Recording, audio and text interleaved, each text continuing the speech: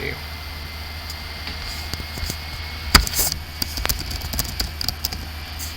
Hey, Seijo, Immortals. Yeah, look at that. We're alive now. Alright. Fair warning, working from laptop with one screen. That's why we don't have the nice scene set up and all the other extra stuff. So, might resize the webcam if it's too large on top of things. Let's just do that for now. Not going to be anything fancy. I don't have the chat on screen, but I can see the chat. Battlegrounds. That's what I want to play this morning. I'm going to start with the Diamond, or Ruby Diamond deck. I've been liking that deck a lot. Nice, good aggressive slant.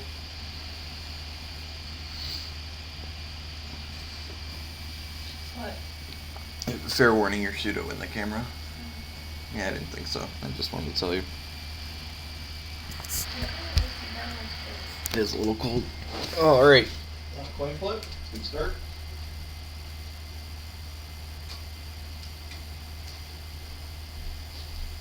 Keepable hand. Yeah, seems fine. Needs a few shards. Protector Defender's got the Impulse Gem in it by default here, so that can help us draw a few shards on the play, hopefully.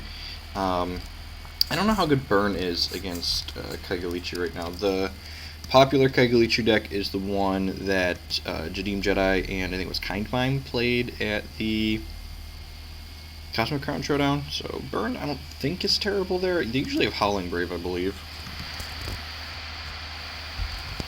Right on time. His hand would have been a lot better on the draw, actually. That's what we just drew. A 1-drop play on 1. If we'd have been on the draw. So, like, what's the worst case scenario with this hand? We brick on a shard for the turn and then hit a 3 or 4 drop with the Protector Defender. So ideally we're going to have a shard in our next 2 cards. Every time Protector Defender attacks with the Impulse Gem, it flips over the top card of, it draws the top card of our deck, and then we have to play that before the end of our turn, or we have to discard it. So now it's a little awkward that we probably have to burn that. Okay, so we hit a shard. One thing that's nice about the Protector Defender here, with the burn being a quick action, is that I can go ahead and attack with this and draw the card before deciding if I want to burn this or not. So if we draw a 3-drop, I'm probably okay just trading this. Since it's like our card that drew a card first, card that drew a card. And since we drew a resource here, I'm going to go ahead and burn this. So that way we can just go ahead and play this resource post-combat. This also lets us get in a hit and activate my champion power. Let's go ahead and play Cobblestones out here. We don't actually need Double Diamond unless we have Unicorn boarded in. So I'm actually just going to grab a Sapphire here just to, like, I don't know, represent that we could possibly have different things. I'll go ahead and make a Valor and then play a Quash Ridge Tusker. We do need double Ruby for the Heart of Embers, but we've got a second Ruby Shard in our hand.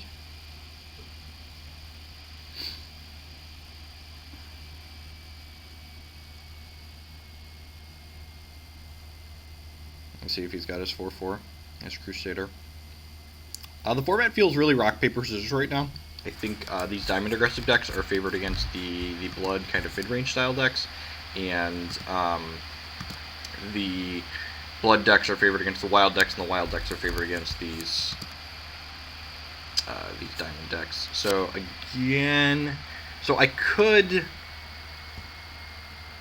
Hey, Gus. I could just ignore the fact that it's going to draw a card this turn and just, like, play this and crunch, but I've never really been one to ignore sweet value. Hey, Gus, welcome back. Thank you for the 4-month 3-sub, a third of a year. So I think I'm just going to attack with both of these, and Quash Ridge Tusker gives us a 3rd point of power so these two can trade, and if he blocks the Quash Ridge Tusker, we can burn to finish it off. I'll see what we draw here. The only thing we're not doing that if we draw a second Heart of Embers with this Protector Defender trigger, we're probably just playing that because Heart of Embers is just insane. It's a card that a 3/4 that makes a Valor when it comes into play. Whenever you play a Valor, it deals 3 damage to a troop or a player. Oh, you drew another resource.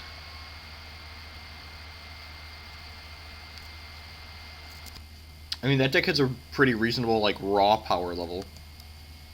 Like, it's just doing a lot of really powerful things. Alright, so he's blocking there. I'm just going to go ahead and burn to finish this off. So we're trading 2 for 1 here, but this card's, like, has us up 2 cards overall, so, like, we're really not behind. I'm going to go ahead and play this out. Yeah, it's definitely, I think, reasonable against the aggressive decks in the format.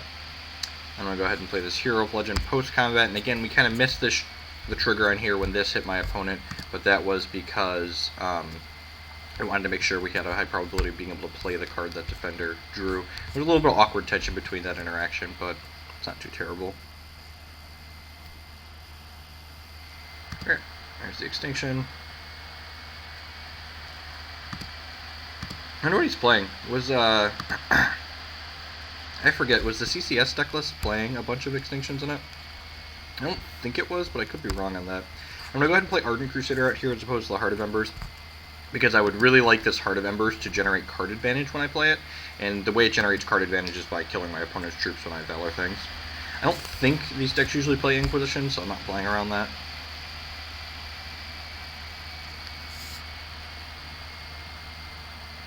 I think Prophecy Burn's better positioned than Yule Burn right now.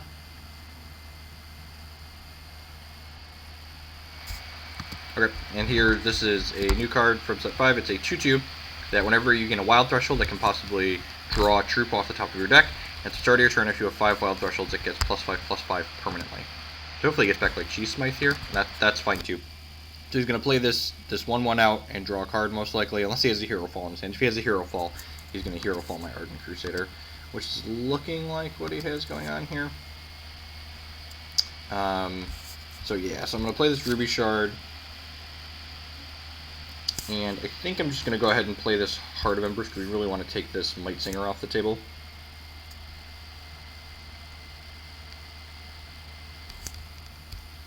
I'm going to go ahead and do... The weekly series has a final event that you use those tickets to get into. So Heart of Embers does 3 damage to my opponent's troop. And that resolves. And if he doesn't kill this in response here, we're going to Valor this again and then deal 3 damage upstairs. So yeah, I'm assuming we're getting a Hero Fall in response. Yeah, that's pretty... That's probably fine for us. I can't play the Protector Defender out, unfortunately, so I'm just going to go ahead and make this a 6/6 and crunch my opponent down to 10 here. And then I can go ahead and activate my Champion Power, get another Valor. We'll just have like an 8/8 here. Yep. Hold on.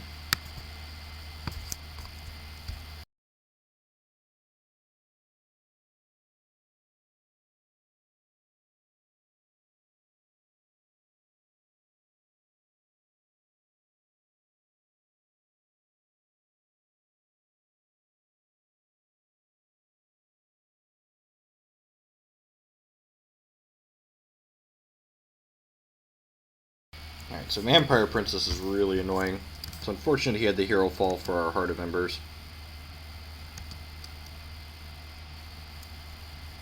Escort's not bad. The reason why Escort's really nice here is it allows us to play around... it allows us to play around another Extinction by playing out the Protector Defender and this Escort and then being able to put the Protector Defender back in our hand. I'm going to go ahead and crunch him for 6 here. And I think we're just going to vomit our hand onto the table. We've got 6 resources, so we can go Defender, double Valor the Defender, play the Escort. And double Valoring the Defender is nice because it allows it to attack through this Vampire Princess and allows it to trade with a Vampire King.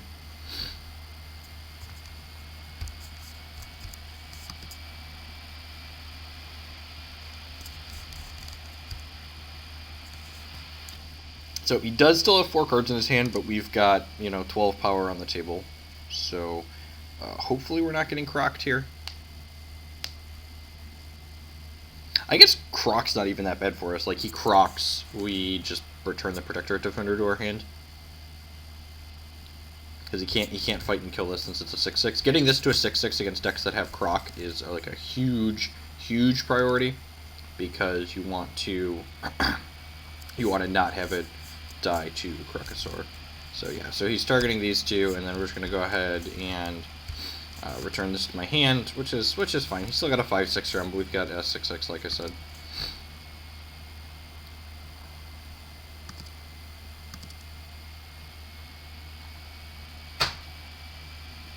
No attack. So no attack means he's willing to trade. He's willing to trade the Croc for the Crusader. I'm gonna play that. I'm gonna go ahead and play this, and we have to play this Valor out because otherwise it's an action stranded in our hand for this Vampire Princess. We actually don't have that many more Valor producers in our deck. I think I'm just going to go ahead and Valor up the Crusader here. Although I guess if I Valor up the Firebrand, this can attack into the Vampire Princess. And when this attacks, all of our Valorous troops get Swift Strikes on their turn, which is nice. So that means next turn we can attack with Crusader and Firebrand, and this can attack profitably into this Croc Vampire Princess.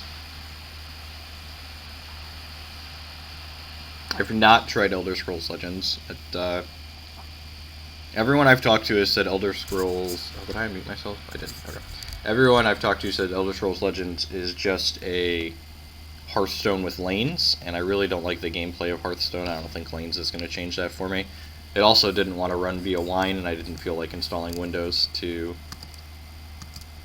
make that happen. Let's see if he's got another threat here. I guess if he has another Croc, that could be kind of bad for us.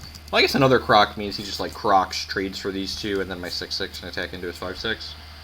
We are kind of losing this race now, though, unfortunately. That's really good. So this trades with my Firebrand, and he gains some more life. And now we're in the same position we were in last turn.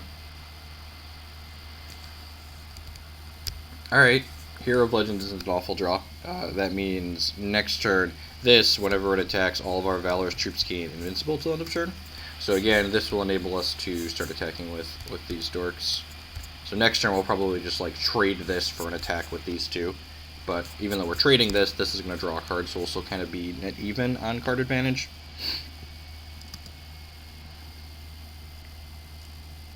Straight Brick, good hold 1/1 for 1. This does provide a nice jump blocker for the Ardent Crusader next turn, though. So ideally we want to draw like another Ardent Crusader here so we can play it, Valor up the Hero of Legend. Second Hero of Legend. Alright, well that sounds great. Now if any of these hit my opponent, we're just going to draw a bunch of Valors. This one's going to be indestructible. So he can eat this one for free with the Crocosaur, but then he'd have to chump these other two.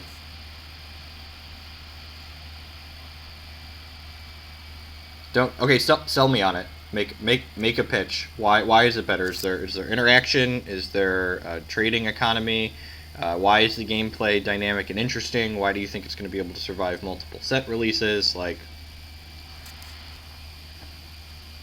I'm all open to trying new things if they're interesting. Now, every one of my troops that hits my opponent, whenever an Ardent troop hits our opponent, we create a Valor and put it into our hand. So he is blocking everything here. Wait, what? He's not killing... Okay. So he chose not to eat... Maybe he didn't realize... He must not have realized that this was going to get invincible from the Hero of Legend attacking, because this could have eaten this. Instead, he just chumped with the Vampire Princess. And we'll play that shard out because, one, we don't really want to hold it to bluff, and two, we'd have to discard it.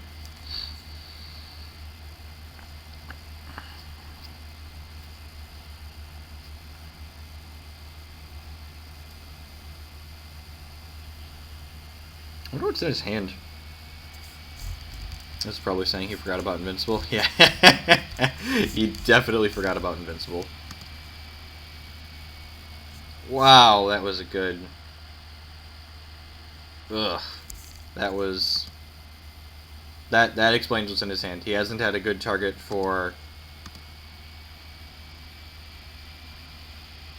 Hasn't had a good target for that, and he had a Rotten Rancor in his script. Alright, well, I guess we play this out and pass the turn.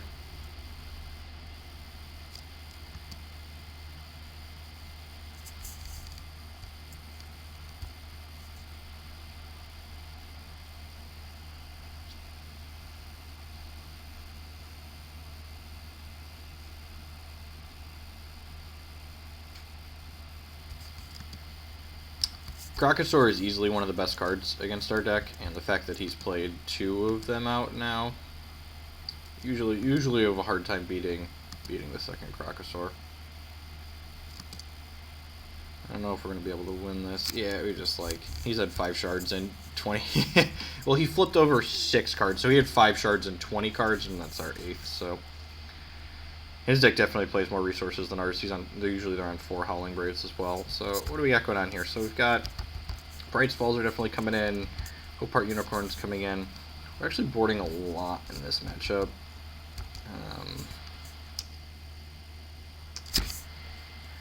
Do I want to just trim the accelerants and be a little bit more consistent of a mid-range deck? Probably. Like trim the soloists. I think I want Crimson Bolts. He's got princesses. He probably has kings in his deck somewhere. Repel might be a little bit better. So what do we got here? Oh, Burn. Burn doesn't seem great, actually. He probably has Howling Braves in the 75 somewhere. Actually, I guess I don't even know if it's true that he has Howling Brave, because he likely has Extinctions in his main deck, so he might not be on that plan. So how many Repels and how many Crimson Bolts is the question. I think it's just a 2-2 split.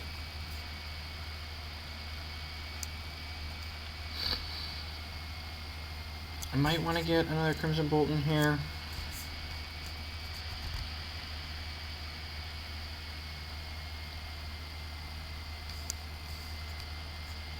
I wouldn't hate getting another Crimson Bolt in here. And Protector Defender is kind of medium. Which one of those bring in there? Bring in another Bolt. Riposte is getting into spot removal on Rancor. That's fair. The problem with like Riposte, and this even comes up with Pride's Fall too, is I really don't want to get stranded with actions in my hand. It's definitely not tier 1 with the bugs. It's probably playable. I haven't been playing it since it's bugged.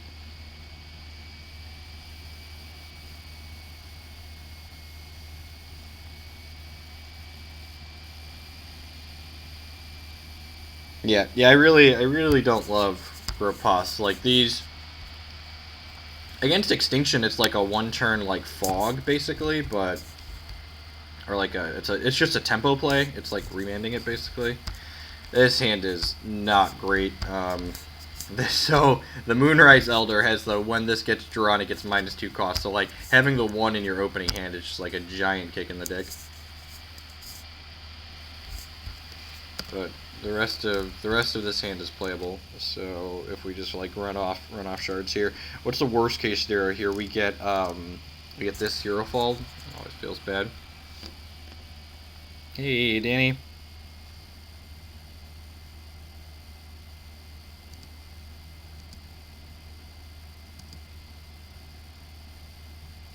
Alright. Drawing a 2-drop for 2 sounds great. Now can we just like draw shards the next 4 or 5 turns? The defenders all have the Impulse Gem right now, which may or may not be right. The fact that the Ardent Gem lets them attack into Vampire Princess is super reasonable. Yeah, the old 1/1. This is a card we're not excited to play, but we play it because it's like kind of passable and it helps make up our Ardent count for the Crusader. Shard that makes a resource. Shard that makes a resource. Heyo. Alright, play this for Ruby. And then let's just be resource efficient here and play this Crusader out.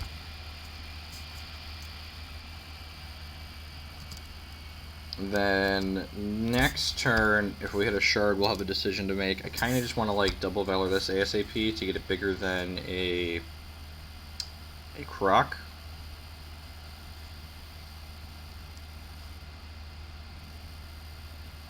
Loco with the resub, welcome back. Thank you. I do appreciate the support.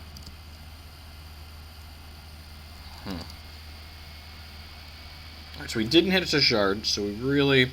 This decision is pretty easy, especially since he has the Vampire Princess in play here. I'm just going to Valor up both of these dorks and then crunch for 8 here. I don't want to play out this Hero Bludgeon, just attack with the Crusader, because getting Valor stuck in our hand is a good way for Vampire Princess to start making kisses.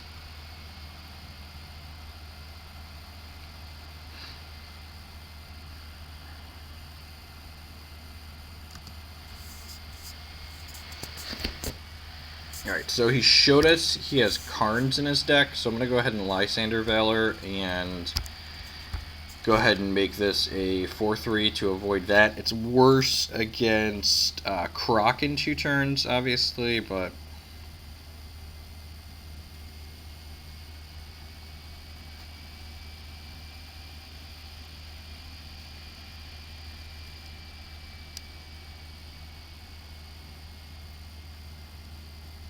He's got a Vampire King here, we're going to be in a lot of trouble.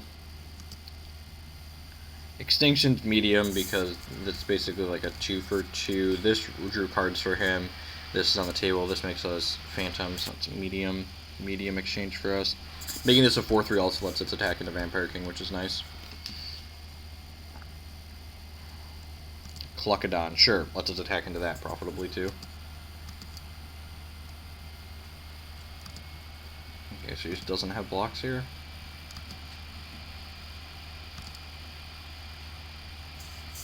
Alright, so your resource, I think I'm just crunching with all of these nerds. I really don't want to play Hero of Legend and then put multiple Valors in our hand. I guess it's about the same. I kind of want to get this Heart of Embers online though. So yeah, I'm just going to go ahead and crunch with these.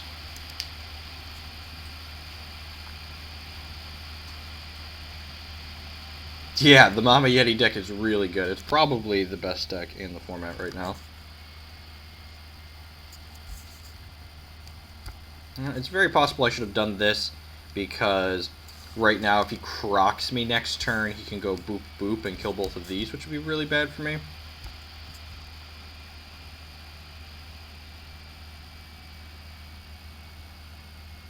And they never don't have the croc, so I probably should have played around it.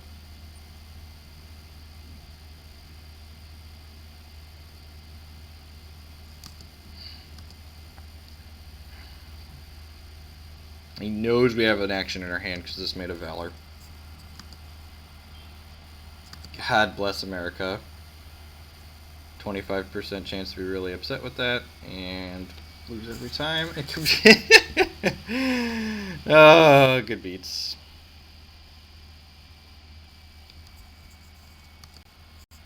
That is really strange, but sure. Shard.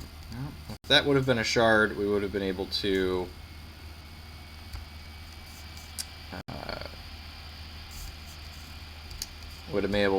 play this Heart of Embers, kill this Vampire Princess, and then have a real chance this game.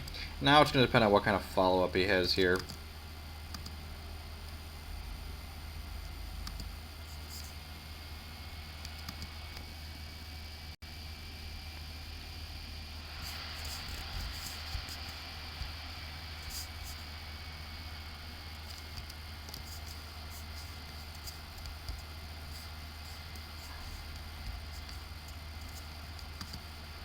Yep.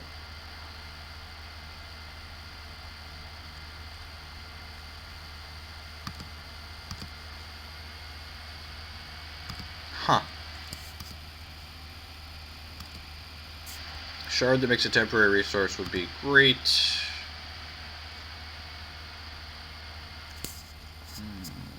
Never lucky. Don't want to play Moonrise Elder. Just gonna go ahead and play Hero of Legend out here. And crunch with both of these nerds. Probably getting Rotten Rankered next turn.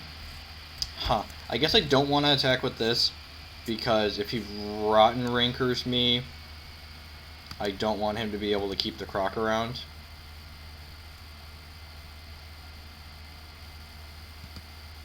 Yeah. I guess rankering back Balthazar is not much better for us either, though.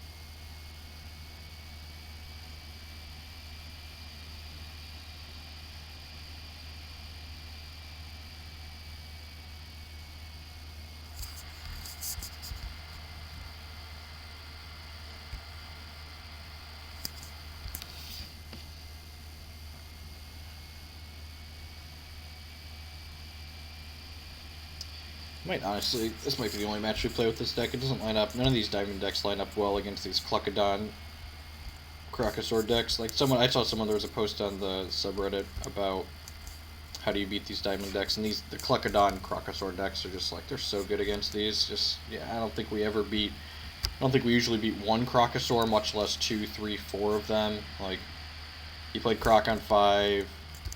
There's another one here. Like, Nero with the 713 sub, welcome back. Thank you for that.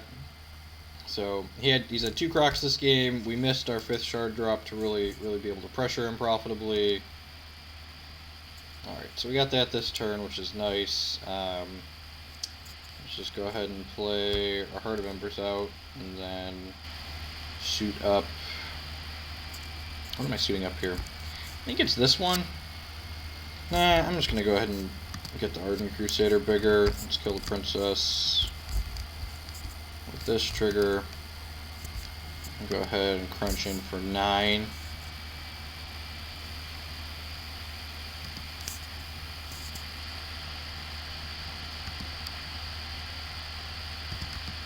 So the problem with the Extinction decks is I think the Ruby deck is popular enough that that's just like not a great decision. So the awkward thing here is that he can Rancor back, kill a Phantom, Croc, fight these 2.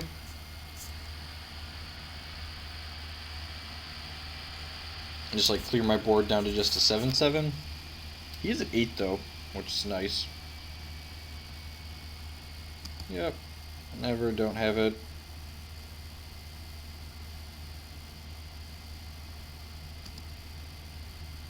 So if we drop Pride's Fall here and he doesn't have Hero Fall, like, there's a lot of things that have to go right at this point for this to work out for us. I guess the upside to Valoring the Ember last turn was that he wouldn't have been able to Croc the way he just did, so I probably should have done that. That was definitely a mistake. Pride's Fall? Another Heart of Embers. Okay, so if I play... Let's play this out.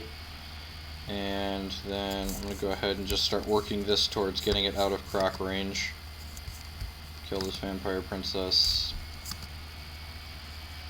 And then I definitely don't want to trade my 7/7 for his 5/6, so we're just going to go ahead and pass the turn here. So we just attack, he'll double block, and then Argyle die, and we'll be left with a couple of Phantoms. And this is like our biggest piece of leverage right now. Let's see, maybe he'll just flood out this game. He's got Champion Activation left here. Let's see what he does. Gets Crocosaur back. Yep. So he can trade Croc for Heart of Embers here, which he probably wants to do, honestly. If he has a Karn to follow this up, I'm just going to concede the game.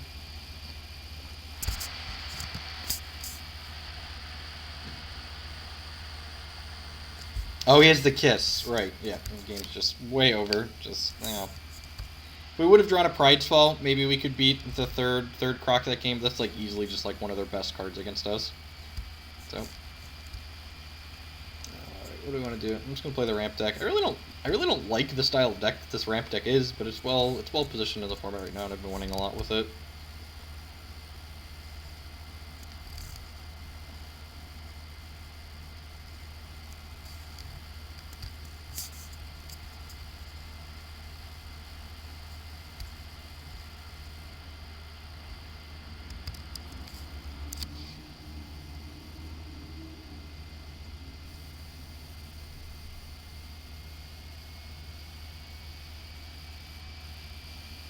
Gosh, I should just stick to one deck, and this is why. Like I said, I mentioned earlier, people were asking me how I feel about decks in the format. I feel it's super rock paper scissors right now, which is good and bad. This matchup's probably unwinnable for this deck. We'll see how it plays out here, obviously, but it's real bad. Don't have any Coyotls in our hand yet for this Howling Bluegrass Plains. We're going to go ahead and grab a Wild Threshold with this. I'm sure I already have one Sapphire in my hand. I've got a couple of double Sapphire cards, but not a ton. And none until 6.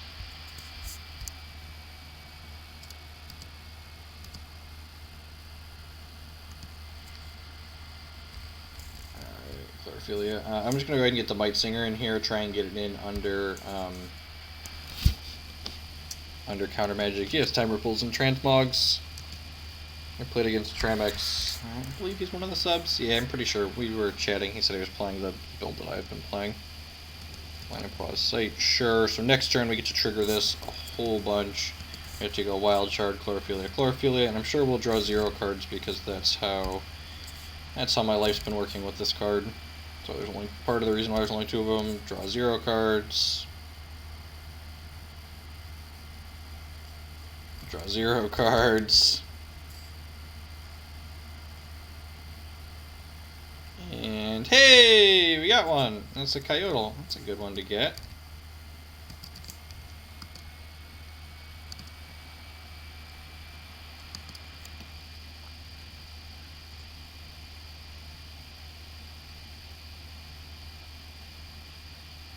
I mean, I tweeted a Winter Moon list last week, and that's probably what my opponent's playing here. It felt fine. So now we have the decision to make. Do I want to try and draw another card with this right away, or just go ahead and stick the Windsinger? And I'm pretty sure I just want to stick the Windsinger. I feel like if he had Ripple or Transmog, he would have done it to this Might Singer of the Ages. This is a card that could definitely run away with the game. Skip, obviously not attacking my 2/2 and just 4/4. He doesn't have Ripple or Transmog, he drew a card, so we draw a card. So Windsinger's a card that doesn't seen a ton of play lately. It's a 4/6 for 6, that whenever they draw a card, we can draw a card, and our resources come back on their turn.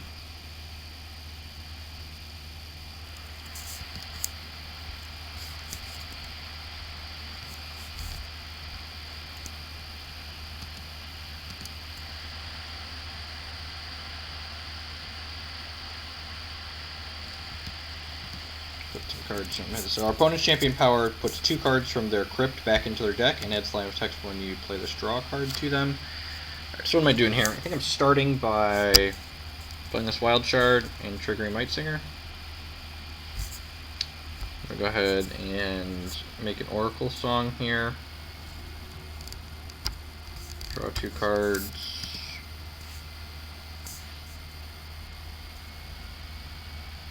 Oh, you know, I think I should have attacked first. Yeah, that was wrong. I'm going to attack here with the 4/6. He can Time Ripple me now, and I can't replay it, which is why I should have attacked first, because then he'd be forced to Time Ripple during my end step if he has it.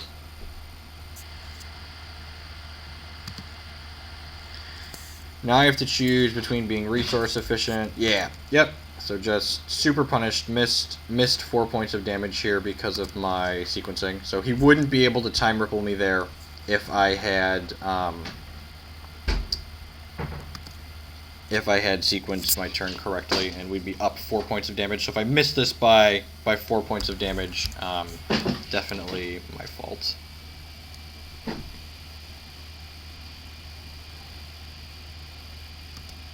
This is going to turn into a 7/7 next turn, because we have 5 Wild Thresholds now at the start of every one of our turns. It just gets +5/+5 permanently.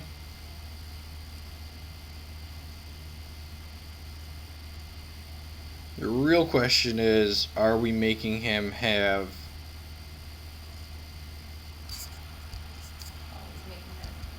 Are we making him have a counterspell next turn?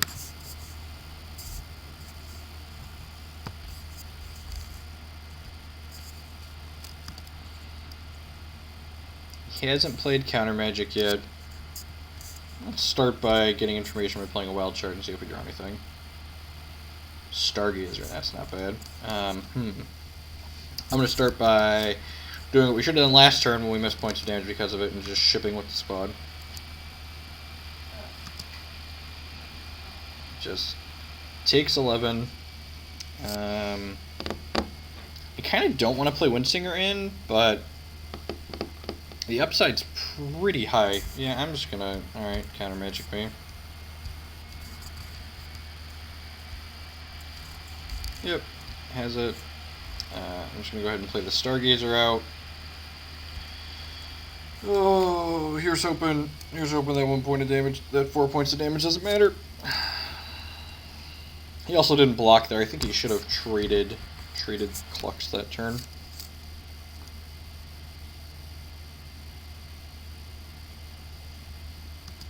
Alright, and he hit his massive cards from his Is what's it called? It's landing pause site. Oracle Song, draw 2 more. Sure.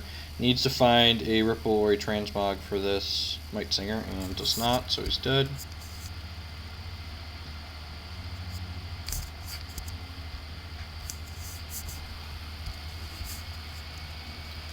So what am I doing in this matchup? We want the Verdict of the Ancient Kings because opponent not only has counter magic of their own, but they have Mass Poly Dingler, which is a very terrifying card for us.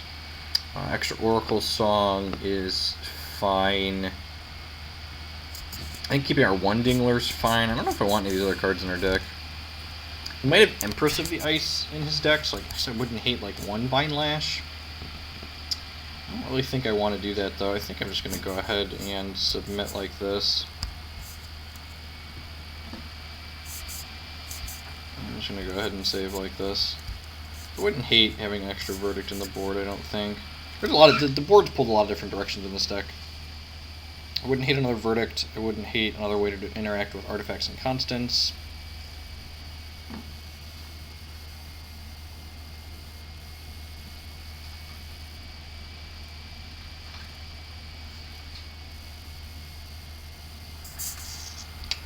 Seems kind of slow. We can't have an accelerant in every hand. We have 9. We could mulligan 7s without accelerants in them. I don't know if I'm about that. It's got Oracle Song and Chi Smythe in it, which are both pretty reasonable. We'll just be lucky and draw an accelerant. Rats. Got one more turn. Always lead on Wild. We will Spring in our deck. That could be an accelerant to play next turn. If we let on Sapphire, we couldn't play that. Opponent is very focused here. Just looks at the top 2 cards of their deck and puts 1 into their hand, puts the other one back into their deck. Missing Wild Threshold is good for us.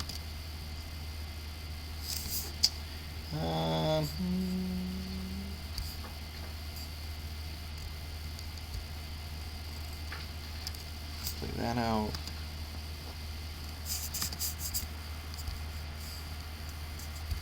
He said punt. Oh, that's probably when he didn't block with the Croc. Okay. So next turn we're going to stick the Chi Smythe, because Oracle Song, if we played that, we'd have to discard. Stargazer, right on time. I'm just going to go ahead and get Sapphire here. We could get Diamond to gain life with Stargazer, but that's usually not relevant in this matchup.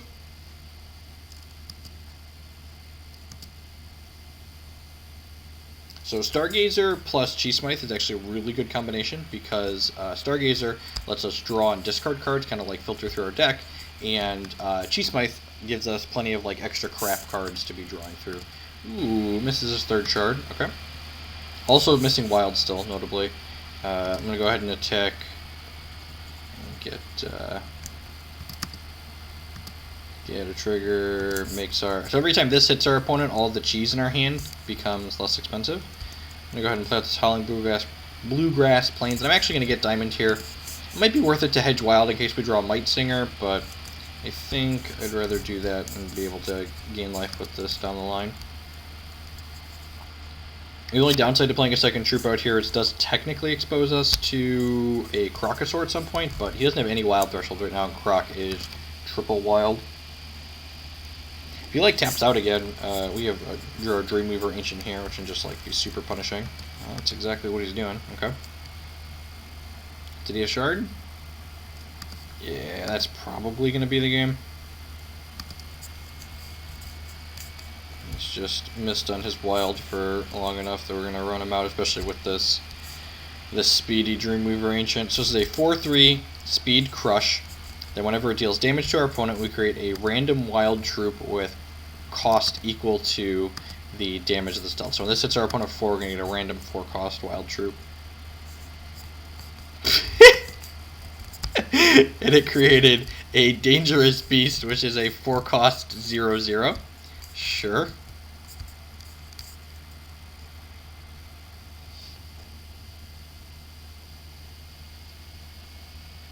Opponent fumbled around with that, probably doesn't matter.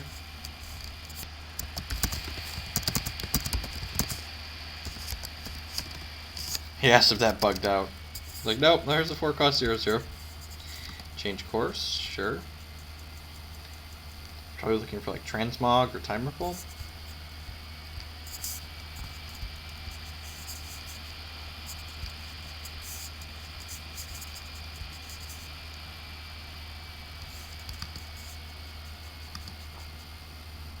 Hey, time I gather I can.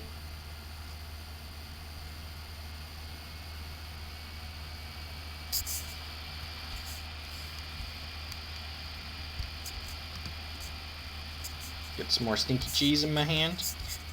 Another interaction that's kind of fun in this deck is that if you Transmogrifade your Cheese Goliath, all of the 9s in this game are like really, really good. Like I think the worst 9 you can hit is Wrathwood Colossus. I'm gonna go ahead and attack with this and this. Yeah, I'm just gonna attack with everything.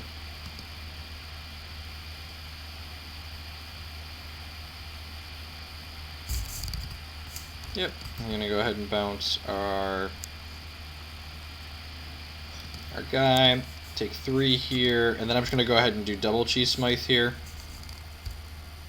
Having an army of Cheese Smythes in play will allow us to make our stinky cheese very cheap.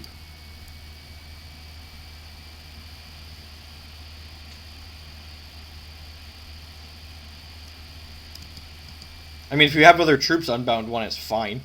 And, like, it turns back into a Cheese Goliath, so it's basically like turning your guy into like a giant Anthem effect for the turn.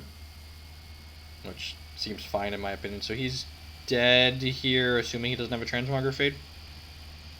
Yep. Knows we have the Dreamweaver Ancient to have speed. Woo. Gonna keep jamming the ramp deck. Let's make a couple changes, actually. Let's slip another Verdict into the board.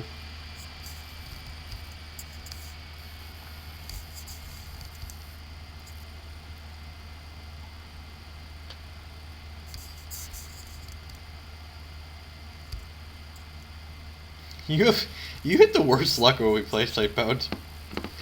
So things I've been thinking about in this deck is I kind of want another Windsinger in the main, but I'm not quite sure what I want to cut for it. And I kind of want another Verdict in the board.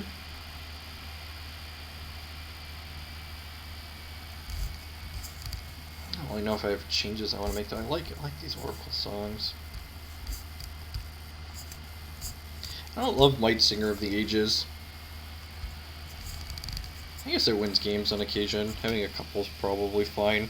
I like having the diversity of threats. So, like, I had someone asking why we were playing like why I was playing one Green Paw and one Dreamweaver Ancient. Like having a bunch of these like fun ofs in here makes it so our what's the word I'm looking for? Our Hero Fall matchup is a little bit better. Maybe I can cut a Crowfeather for another Windsinger. I don't hate that.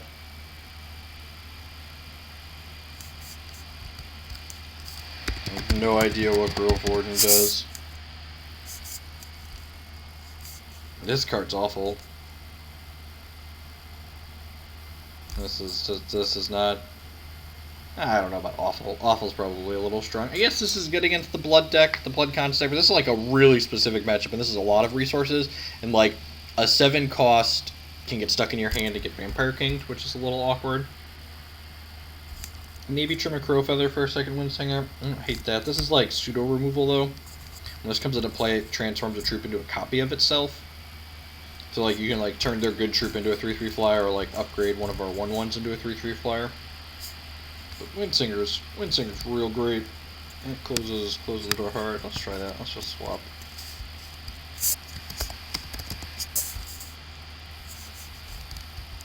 Let's swap those.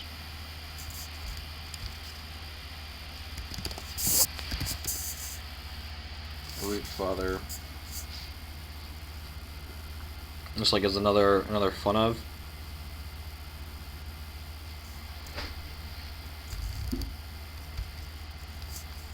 I hate having another Verdict in here. I guess I really only want to. Yeah, I'm just gonna leave it. I'm just gonna play another Windsinger and just submit.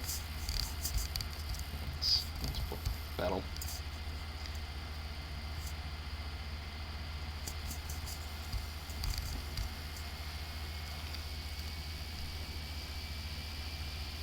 Is this deck an experiment? No, this deck's great. Something silly like I battled this deck from like 30th up to I've been bouncing between like 16 and 12 for the last day. Matches I've had time to play.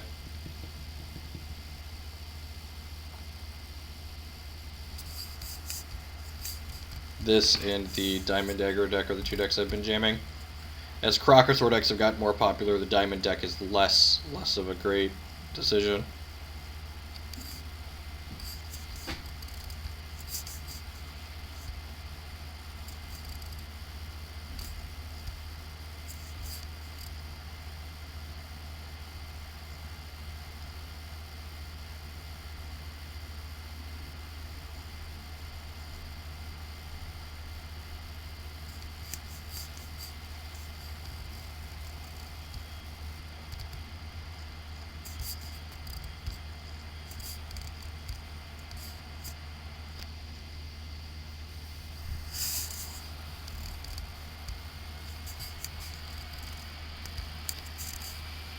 Sweet.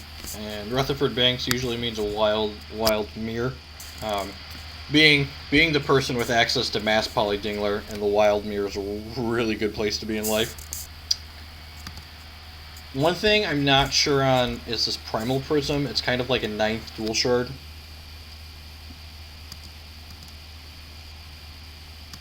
Not sure. I think we're just playing it for Sapphire here. Oh, excuse me. Well, that was a good draw. Yeah, I'm just going to play Howling Brave on one now. Let's just do this and play Howling Brave. Is Mastery of Time not good at the moment? I never like the card Mastery of Time. Mastery of Time is a lot of the time it's the definition of a win more card. It's really good when you're really ahead, and it's really bad otherwise, like unplayably bad generally. What's he got here for 3? Cheese Smythe, sure.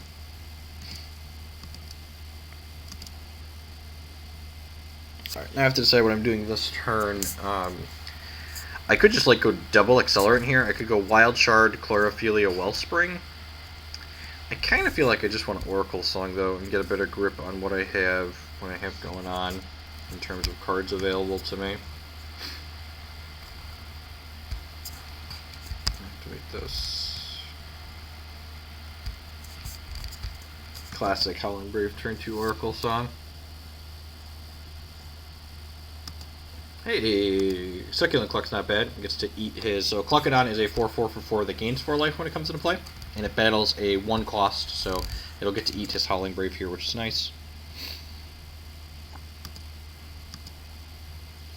Yeah, Dino, it can be deadly, but like you just said, like the card you just cited it's good with is Reese. And anytime Reese makes any amount of robots, you're usually getting ahead in that game. So it's enabling you to win more than you're already winning because your Reese is making robots, and it's good when your Reese is making robots, so that's why it's a win more card in my opinion. Like all the situations where you describe Mastery of Time to be great are just like you already have to be in a great position, and like otherwise it's just like 5 cost, like draw a card, play another resource, which is not stellar. So we get 4/4, we get to use 1/1, we gain some life. What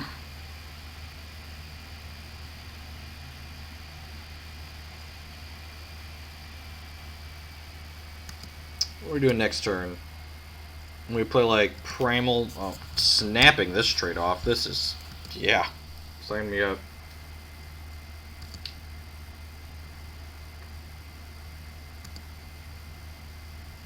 And like Mastery of Time is the type of card where like when it's doing really strong things, you just like you feel really bad. You're just like, oh, this card's so unfair. But like in reality, you were probably losing the game where it was doing unfair things anyways.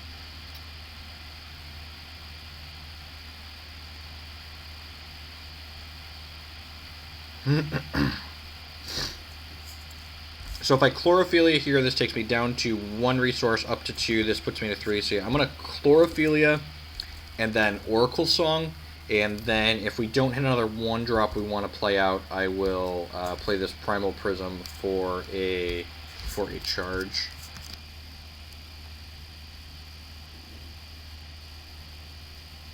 Brown Fox Scout shirt. What a weird build. So he's actually playing full on 3-color here. Alright, there's one of our Windsingers. This is definitely a happier card to draw right now than the Zodiac Crowfeather. So this card can give us a strict upgrade to Shards of Fate. We get to go ahead and gain a charge or a threshold, and we have our thresholds here, so I'm just going to go ahead and gain a charge with this.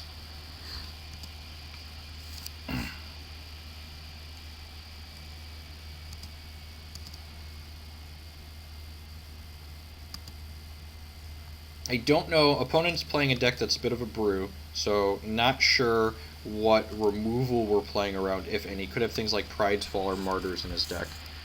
I'm going to go ahead and play this Wild Shard out, and then we're just going to go ahead and go Windsinger plus Howling Brave here.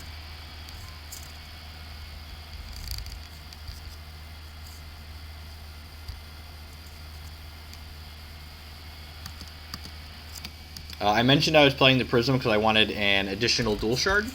It's just a ninth dual. We're playing 4 Howling Bluegrass Plains and then 4 of the I'm blanking on the name, the one that creates a resource. Okay, so what does this attack mean? This is technically a free attack for our opponent because he's attacking a 5/5 into our 4/6, but it's not. This is a good attack. It's not a free block for us because if our opponent goes 5th Shard Croc, he gets to kill the Windsinger. So I'm just going to go ahead and eat 5 here since we're at such a high life total. He could also, if opponent has Martyr, he could Martyr his own Brown Fox Scout, but I think he would just Martyr the Windsinger, so... What am I doing here? I'm just going to go ahead and play this Howling Bluegrass Plains, and I'm going to go ahead and get a Diamond Shard with this, because if we draw Stargazer at some point, I might want to gain life with it. And then, you got a few different choices. I think we're starting on just Oracle Songing. A bit like a Transmog, I wouldn't mind Transmogging his 5/5. Zodiac Crowfeather. Okay, so are we just going to get aggressive here? I feel like we can just get aggressive here. Yeah, I'm going to play this Crowfeather out.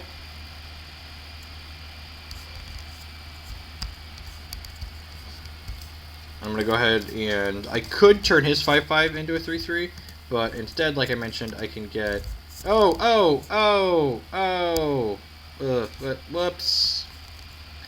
Whoops. Yep. I was talking and doing it at the same time and hit the attack with all hotkey there. Whoopsie.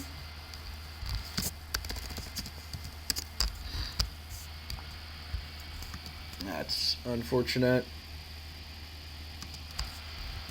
So we are down a Howling Brave because I'm clicking too quickly. Cheat Smite, sure. You know, racing probably wasn't the best idea because my opponent has 2 Dragon Valley Bree in play. I didn't think about that aspect of it.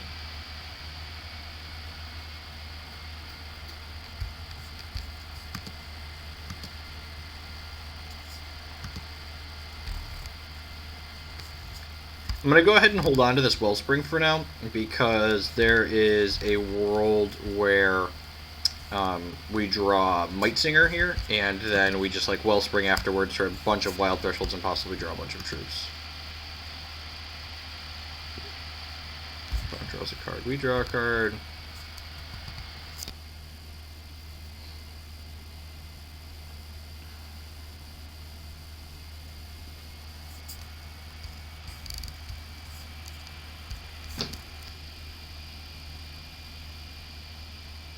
Let's attack with everything here.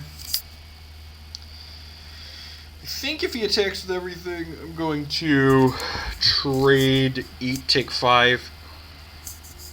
Just that attack. Yeah, I'm just going to take 5 again. I really can't afford to lose this to a Croc, I don't think. This is our way to kind of stay in the game. This is a 3/3 flyer that when it comes into play, it transforms a troop into a copy of himself. So would really like to draw Mass Polydingler here. Crocosaur, also not a bad draw. Let's go ahead and start by draw a discard with this. Another Stargazer. Yep, I will definitely take that. So I get our loot and life gain on here. Let's go ahead and play Crocosaur out. Basically losing this no matter what we fight, so I think I'm just going to fight these two. Get his Cheese Smythe off the table. This turns into a 2-2 after it dies, but that's fine. I think I'm leaving the Crow Feathers back on defense at this point. Yeah, between the Stargazers and the Windsinger, we have the long game advantage here for sure. So I just want to preserve my life total a little bit.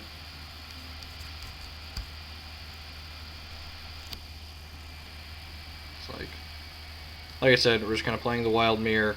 We've played a lot more resources than he has. There's the Croc that I've been playing around. Probably killing both Stargazers here. Or like Stargazer Cluck maybe. Playing this pre-combat's a little aggressive. I also wouldn't be surprised if he like killed both of these or like this. I feel like at least one Stargazer's eating in here. If I was him, I think I'd eat the 2 Stargazers. Sure.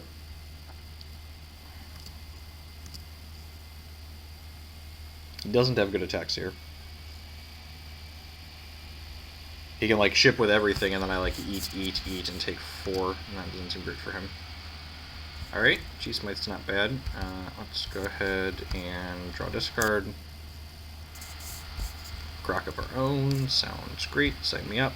So this Croc is going to eat Mossling Brown Fox Scout. Yeah, that sounds good. And then we'll play Cheese Smythe.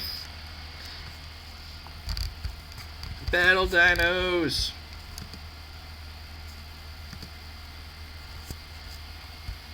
Nah, I think Mass Poly Dingler is a fine late game getcha. Like, we also, Cheese Smythe generates card advantage, so we move into the late game as well. I actually wouldn't hate, I've kicked around the idea of, like, putting one Psychic Ascension in here. Like, we don't have a ton of actions, but, like, we do just, like, have a bunch of resources every game. Ooh, I found a piece of candy. This is a sweet combat trick, because this can give our troop 1/1 in addition to Spell Shield. So hopefully it makes an attack here. Yeah, that's sweet for us. Yeah, move to defense. This is kind of like a YOLO, I'm dead attack. This is probably actually a I have another Croc attack, is what this is. And then I'm just going to go ahead and Gargalith to save my Windsinger. So this clears his board, and we lose that. Yeah, so this is probably just a follow-up Croc. Targeting these two. Yeah. I guess I wouldn't hate targeting this and this too. He's in trouble even if we don't have this Gargalith, but with this Gargalith it should just be lights out. It's like 6 in one hand, half dozen in the other. The tank about what he wants to kill in addition to the Windsinger here.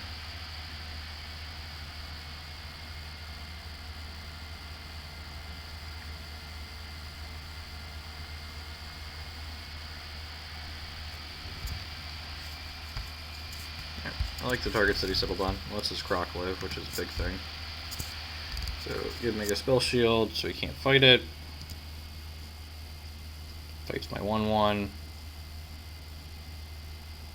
Plays my shard out. So he is only 1 shard away from activating his champion power.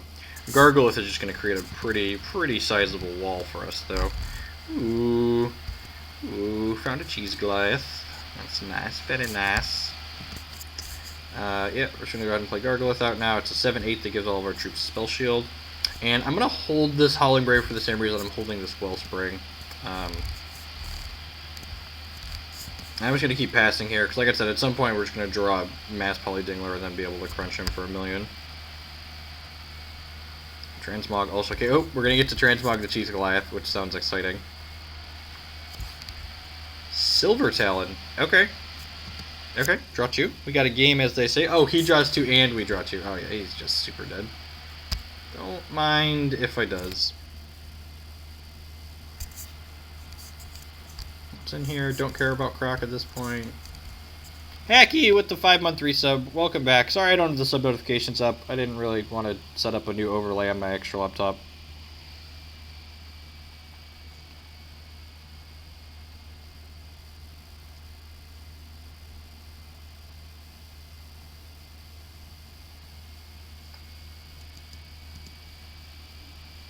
I mean, hopefully we get the Triumphate. That card's great. We can transmog a couple times, make sure we get the one we want. There's Might Singer of the Ages. Alright, well, let's do that. Let's play this. He'll draw the green paw. God, I have so many decisions. It's like a build my own adventure book and they all lead to victory. Let's do this. Oh, because I played this out, I can't transmog it this turn. That's sad. I'll work on playing quickly here. We're down on clock.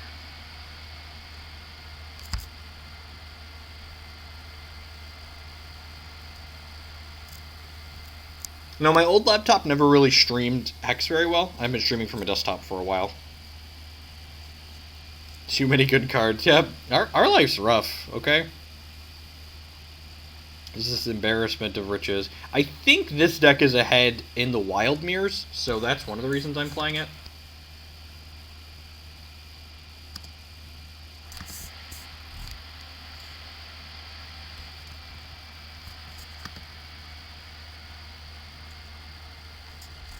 So, end step here. Let's transmog my Cheese Goliath, see what we get. Oh no! That was the worst possible outcome. Create a random troop, sure. That's what we get. Alright. That's fair.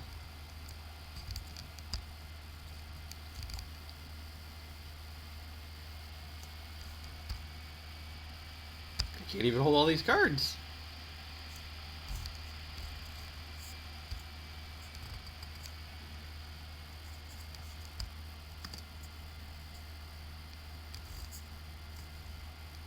There's a Dreamweaver Ancient. Alright, let's just empower this and play it. You can choose any adventure except that. I mean, that adventure probably leads to victory too, let's be honest here.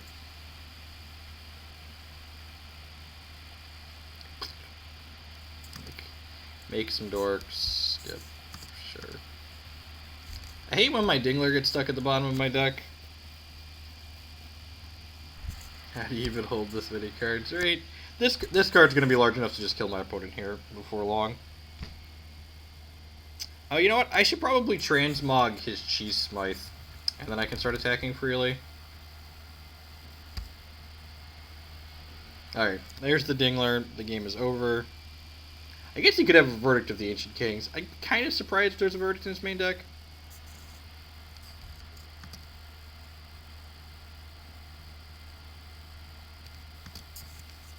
Alright, yep.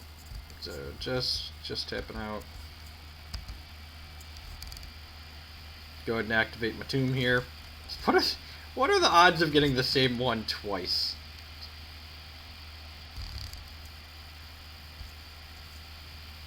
Oh right, he has flyers. He probably has a Dingler in his hand. Yeah, I wouldn't be surprised. Dingler's definitely a big swing in this matchup. Raise your Dinglers. Nope, just Dragon Valley Bree. I wouldn't be surprised if he doesn't have double Sapphire cards in his deck. Alright, now we can use the attack with all button to good effects. Alright, block's on you.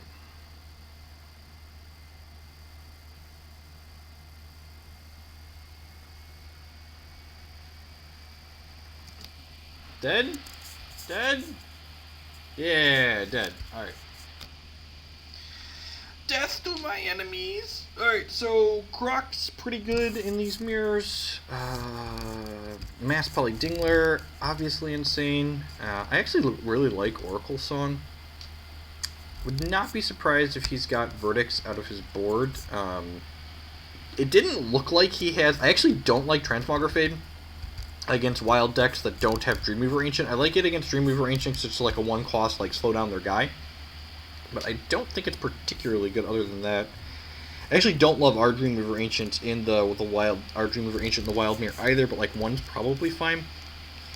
I don't know if I want any of these other cards. One Verdict might be fine because he might have Mass Poly Dinglers of his own out of the reserves. But, like, what else is Verdict hitting that he played? Like, nothing, really, right? Just, like, random accelerant. So I think I think I'd rather have Transmog, honestly. Actually, I guess Transmog's okay because it can, like, revert one of our guys into a possible threat after he... Purge. You could have Purge out of the board. Okay, that's fair. Clash. I don't think I expect Clash out of him. Alright, let's bring in the Verdicts. I think that's pretty low cost. It's not like he has Vampire Prince where they get stuck in her hand. I'm going to trim these Cluckadons. They're not particularly good. Like, they kill his Howling Braves on occasion, but I don't think that's the life we want to be about.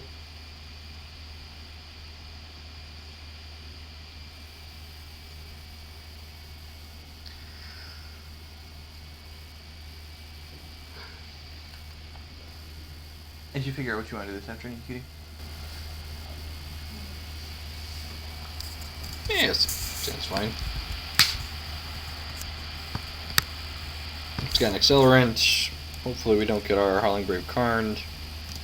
Windsinger just seems insane in this matchup. Windsinger's insane in all the removal light matchups. Yep, let's go ahead and play Howling Brave out here. And Mightsinger made this hand just like medium keepable to fantastic. Because next turn we get to go activate Howling Brave, play Mightsinger, start playing Wild Thresholds.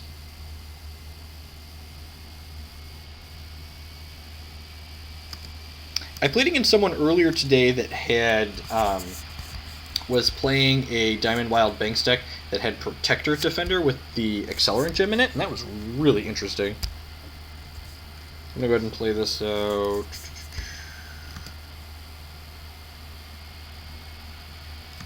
Nope, never drawing cards.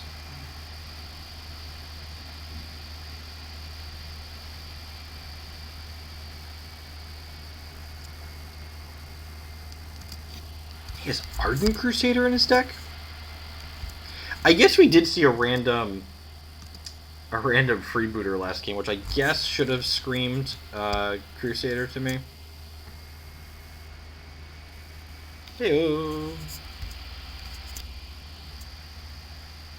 So then now we actually have a decision to make which is a little awkward. It's actually the reason why I trimmed Mightsingers out of this deck down to... I started with 4, and then I went down to 2. I have to decide here between playing out Sapphire next turn so I can play Windsinger on 5, or playing Wild next turn so Mightsinger can start getting larger. I think I want to just trade here. And it's like a trade because like our opponent gets 1/1s. I'm going to make 1 cheese from this. Instead of asking me why I am running a card, make a case for yourself. Why should I be playing Hierophant? I should be playing Hierophant because... And then finish the sentence. Yeah, he's got 2 4/4s, so I'm just going to prioritize getting this 4/6 down. I also think there's a non-zero chance he just like crocs these 2 dorks away next turn.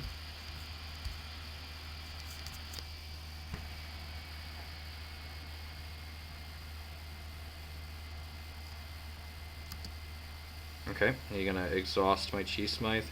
If he doesn't... Yeah, exhausted Chi Smythe. Okay.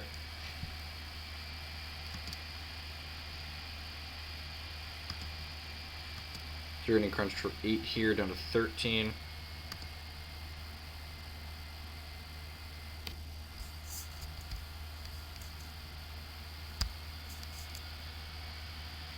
No, questions are good. Don't feel bad about asking questions. It's just the best way you can learn to become better at TCGs is to try to answer your question with questions, and that's just like how you learn in general. It's not even restricted to TCGs really. As a teacher, that's something I always try to do is you ask questions back to answer questions is the best way. Like if you want to actually get better, you want to understand why you're getting the answers you're getting instead of just someone telling you, no, we do this, or no, we don't do this.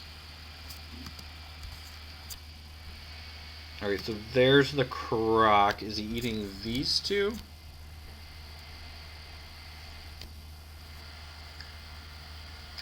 Actually, wouldn't be surprised if he goes here, so I just have like a 2/2 and I can't block with this profitably. I'm just eating those. Okay.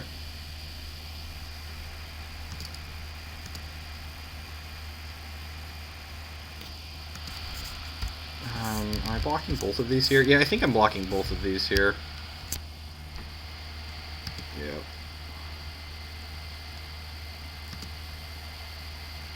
The Hierophant just, I don't really feel like it fixes any problems that we have. We don't really need an additional accelerant. Stargazer of his own, sure. Not in a great spot here, obviously.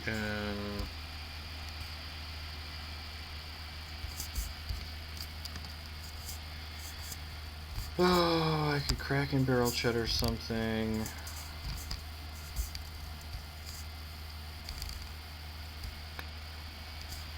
Might Singer's real slow. I could crack in his Ardent Crusader. Yeah, I think that's actually the line. I think we're just dead here, though. He attacks next turn with everything, and we take 4, 5, 6, 7, 8, 9. Yeah, I'm pretty sure we're just dead. Oh, you know what? That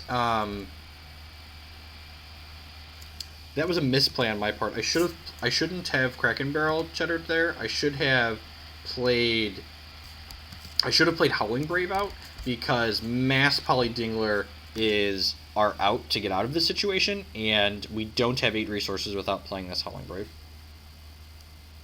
So like pretty low probability to hit the Mass Poly anyways, but I think that's what has to happen for us to win this game, is hitting that. So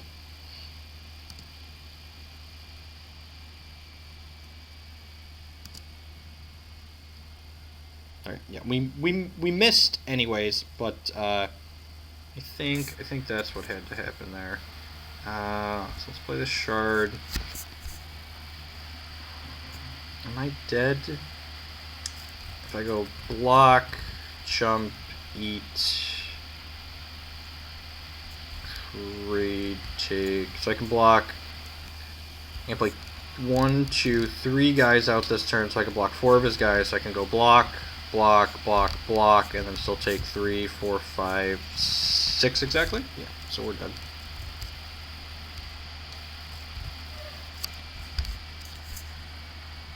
I'm not going to board in Verdict of the Ancient Kings. I think that seems bad. I did not realize his deck's more aggressive than I thought he was. And actually, after seeing the Crusaders, I definitely want these other transmogs. I'm definitely cutting the Dreamweaver Ancient. I think I want these Clucks. I'm going to cut the Gargalith. I think I want some number of Clucks here. And maybe Oracle Song is a little slow. We don't want all of them. We want another Cluck back in.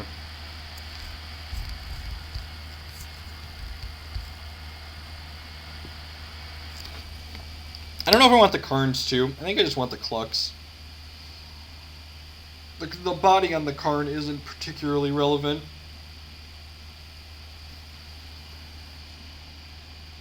You can play the deck without Might Singer. I think Might Singer's worth playing. That's why I'm playing a couple copies of it.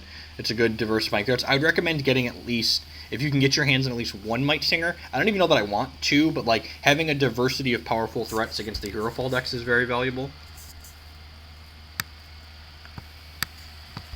Yeah, seems pretty good. Needs to run off a shard or 2, but other than that, it's great.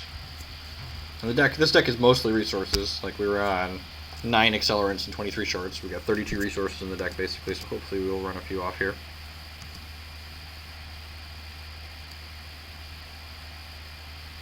Yep, I'm aware that a Cosmic Shaman had Flight on Attack and make a random dork.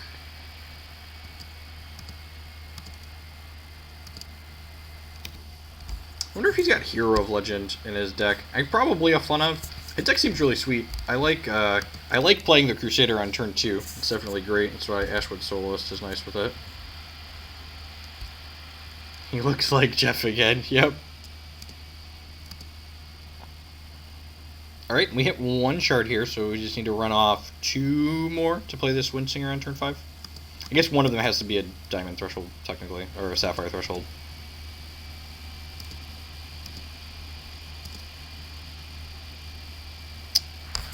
Huh. So now we got some choices. I was thinking about just like upgrading his Smythe to a 3/3 so that way he doesn't generate cheese, but the fact that I drew this, I'm just going to play this out, because then if we hit a Sapphire or a Howling Bluegrass Plains next turn, we can go ahead and just jam this Windsinger down his throat.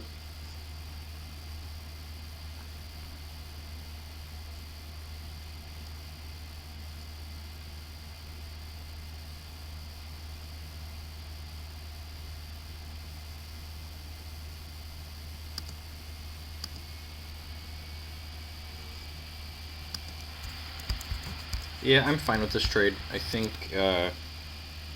my hand's good enough that I just don't want to be taking damage here.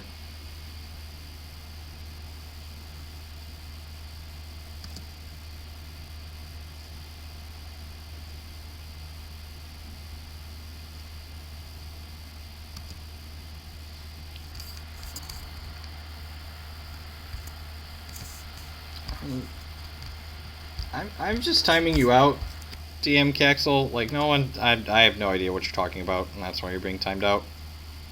We hadn't even been talking about other TCGs for a while. Looking at the backlog, yeah, a while.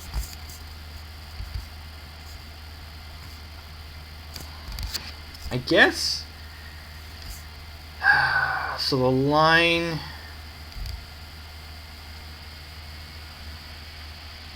The line here is either Crowfeather is 5/5. I actually have a couple decisions here, right? I could Crowfeather his 5/5. I could Crowfeather my 1/1 and start crunching. I could also just Wellspring for 2 here and get closer to. Yeah, I'm gonna Wellspring for 2. Gets us closer to our Mass Polydingler, which is just like a go over the top card for us. We're still at 25 life, so I can afford to take a 5 ball from this for a couple of turns.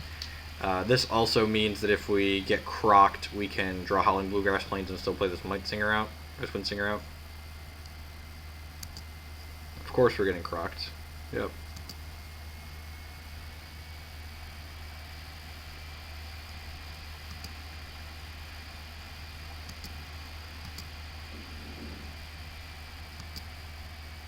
Talk it up a bit so it goes up in value. I mean, I've been playing 2 to 3 of them. Perfect. That's exactly what I wanted to draw. Ugh. Let's go ahead and turn his 5/5 into a 3/3. Card's just flexible. I like flexible cards.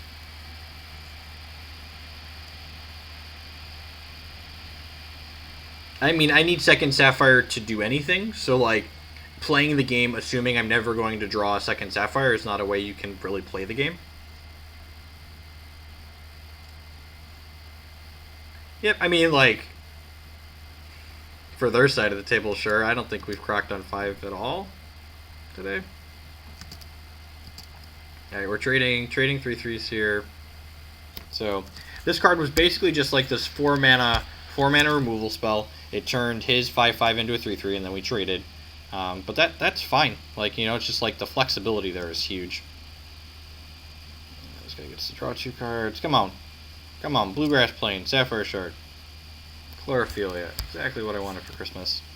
It wasn't what I wanted for Christmas. They don't exist. There's only 5 wells. And Sapphire Wild is not one of them.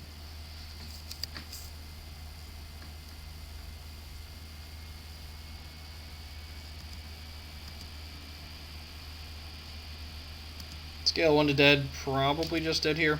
He just like plays another threat. We're even just dead with Windsinger, right? That's not true. Windsinger can currently. There we go. There's a world where we get to Dingler next turn. It's probably not the world we live in. I'm assuming this is just dying, or something along those lines. Oh, please, please hit a shard in 2 draws and let's. Okay. Okay. Okay. So you're saying there's a chance. So you're saying there's a chance. Yep, that's fine. Turn my guy into a 3/3. Just don't have Verdict of the Ancient Kings, please. So he turns this into a 3/3. Oh. No, he's turning his guy into a 3/3. Good beats.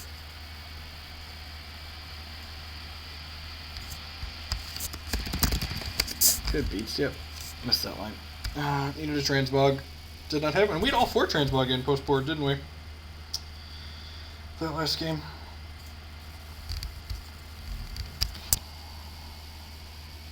Unfortunate.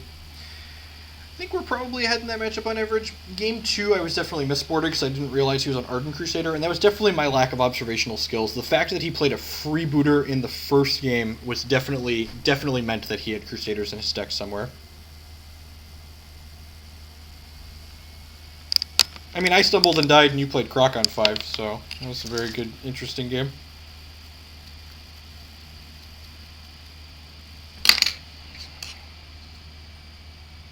It was a good line with the Crow Feather on the last turn. I definitely thought my head when you hit the shard was definitely like you turn my guy into a 3/3 and eat it, but killing me is much better than killing my guy.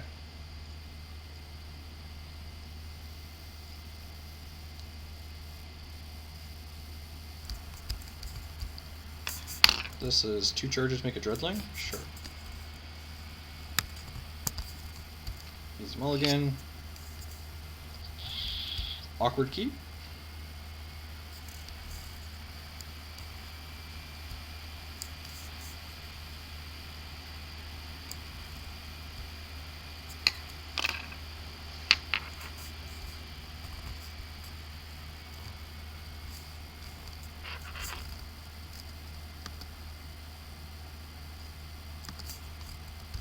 You know what my favorite thing is? Okay, now I'm just gonna ban this second account. Get out of here.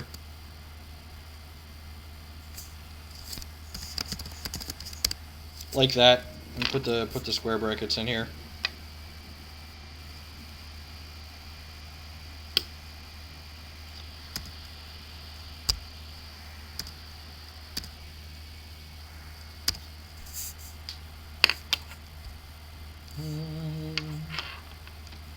Stargaze is a lot worse when it's a 1/1 for 1. It's weird.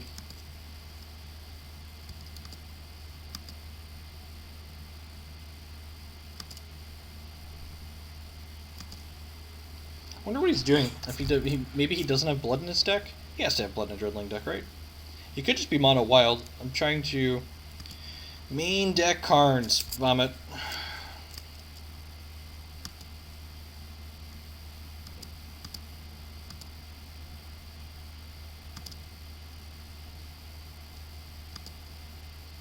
Oh yeah. In fact, I kind of want to ban his main account. My favorite is when people complain about like the best way to get yourself removed is like complain about the moderating decisions. This is not a democracy. This is a benevolent dictatorship.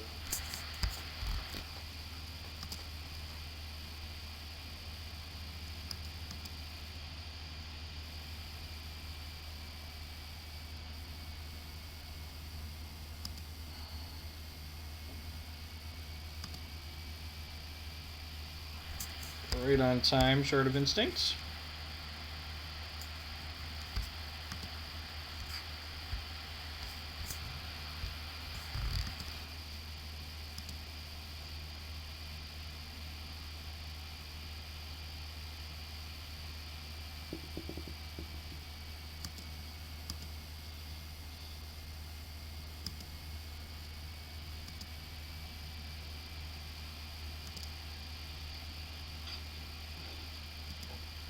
That gives everyone flight. I don't know what that card is. Do you have the? Go ahead and do the exclamation point card thing and pull the text up in chat. I'm not sure what that card is.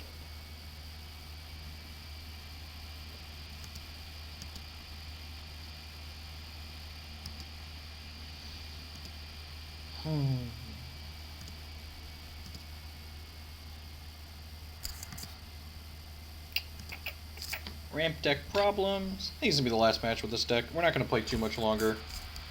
Christy and I have Hawaii things. I'm actually on vacation right now, but wanted to get a little bit of time in on my normal stream. They will have a normal full stream on Thursday this week. 7 costs, troop control, target troop gets 1/1 like this turn. And I don't think that doesn't sound particularly good. Go ahead and just transmog this. Oh, you know, I should transmog this post-combat. He can get something with speed. When this enters play, target human control gets speed. Becomes necrotic. Alright, sure.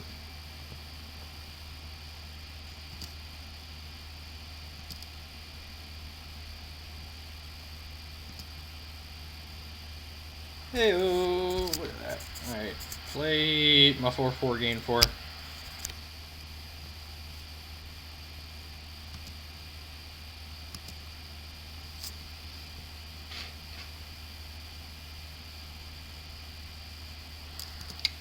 That's really good. So this card, whenever a troop enters play under my opponent's control, they get 1/1 for each troop in their crypt. So basically, Dreadlings are terrifying. Yep. I don't even know what I want to do here. I think it's just block there. It might be right to leave that in play so I can Croc it away. Scale of 1 to dead. I think we're at the just dead end of the scale.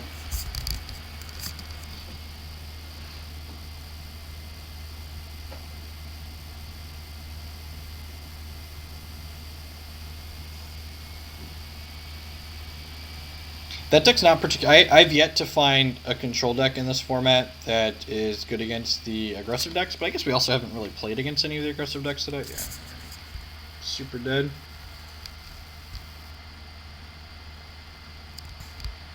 Alright, so we're bringing in our Constant Hate. Like I said, I really wouldn't mind another piece of Constant Hate in the 75 of this deck. I don't really know what our opponent's doing. We've got these Crow Feathers, I think. Maybe this Gargolith. Actually, Cluckodon doesn't seem particularly good. Bring in the extra song. Crow Feather's probably fine. Yeah, actually, Verdict of the Ancient King seems fine. Yeah, let's do that. Yeah, verdicts are another way to interact with this Constance.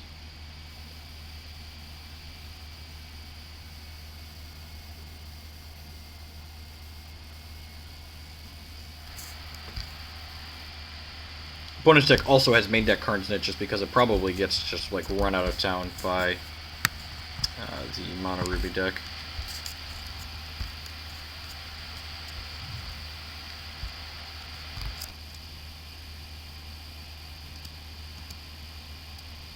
I'd much rather have Chompasaurs and like Nature Rains and stuff like that. Grove is just like ridiculously expensive in terms of how many resources you need.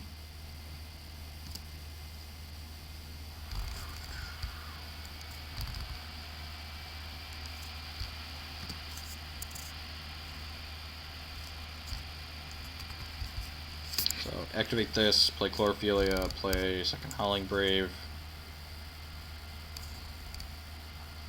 I guess if I would have played this Wild Shard, I could have gone second Chlorophilia and then Howling Brave. Maybe that was better here.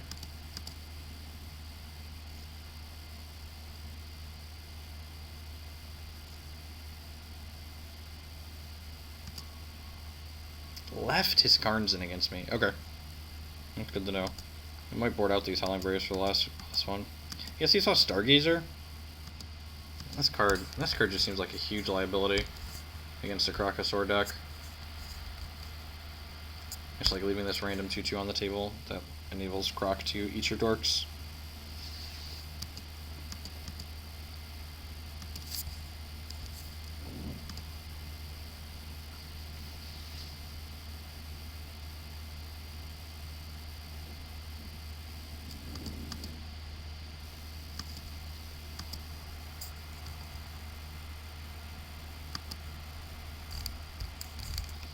Karn with Eulogy. Okay, that's fair. Yeah, I think I'm boarding these out for the next game. Gruesome Beating, my Accelerant, sure. Man, he like really hates these things. I'm not gonna play the Croc out for no value here. I think there's a chance, especially if he has his Yakuzan.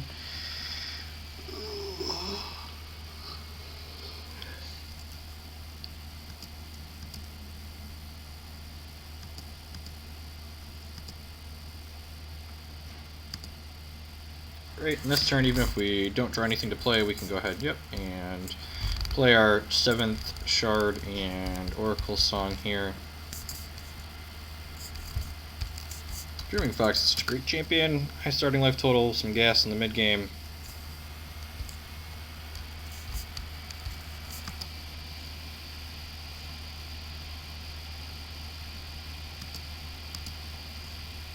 Alright, now next turn we're definitely playing out the first Croc, even if he doesn't give us something to fight with it. Hopefully he just plays it like a VK here, not like Eulogy.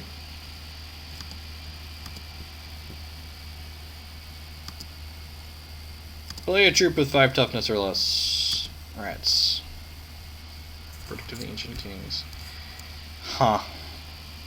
Yeah, I'm a liar. I'm just going to wait a turn. Yakuzan costs 6, so if he has that, he's probably going to play it, and then we can just, like, Croc and kill his 2 things. It's also possible I should have the Croc out just because I want to be clocking him.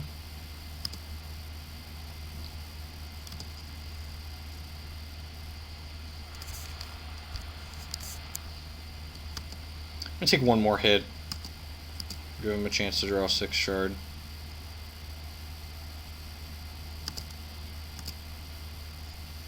Hey, Wizard Kids.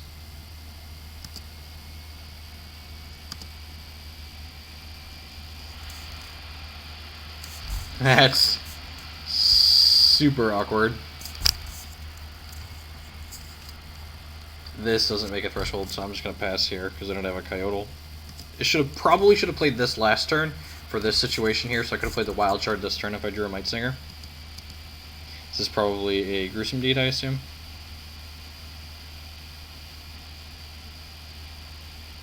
Maybe Gruesome Deeds here. Yeah, I'm going to Verdict this. Having a giant dork sounds great. Which that might be a little aggressive. This is an attack. No blocks, of course.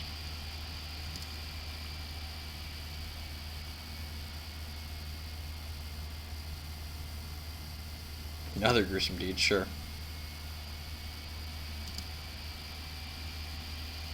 Heyo! Alright, let's play this for Diamond and then hope he doesn't have Extinction.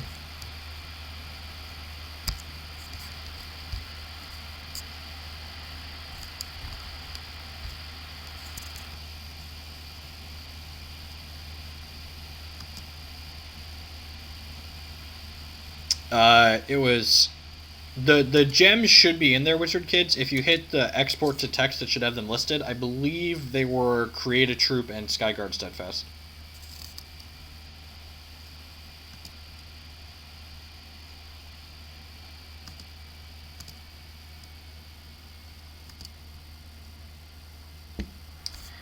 Womp womp. Silly Extinction Fun Police.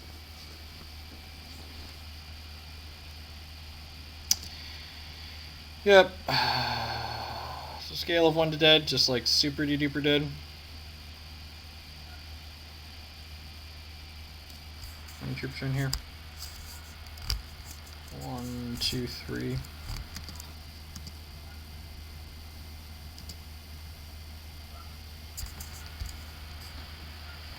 Alright, I'm just gonna put Croc out here because I can block Dreadlings, and I can start attacking.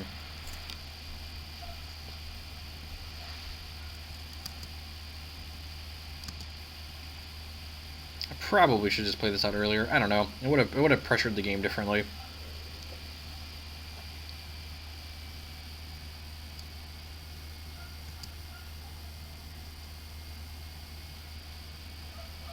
This gives the bonus permanently, right?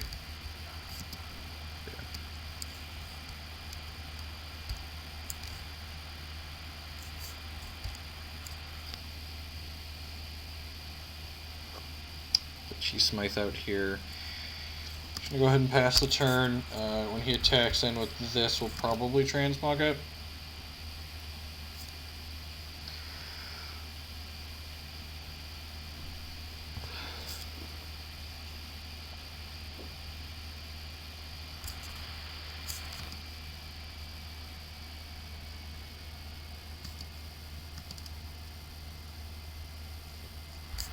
Yeah, Extinction would not be good against the deck our opponent's playing right now.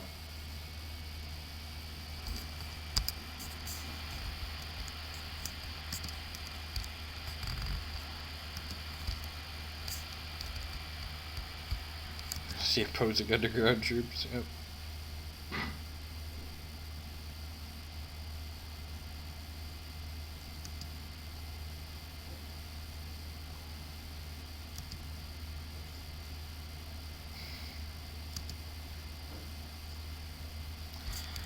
Womp womp. Alright, I'm just gonna go ahead and concede. We're not winning this game or this match. And for the last half hour or so here, let's just light people on fire. Everybody's playing a bunch of real cutie pie decks. Baby can be done soon. Yep. Or like an hour 30, I'm gonna do like 2 hours. You decide what you want to do this afternoon? Yeah, can you just Okay. come on, get off the roof.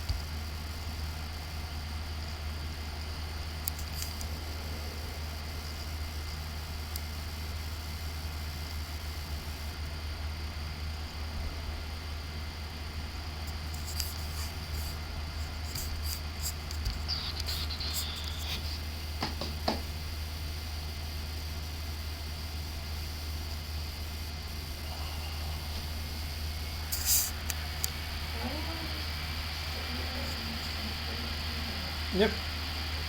Alright, this is going to be the last match of the afternoon, folks. I'll be back on Thursday when I'm at home with a normal full stream session.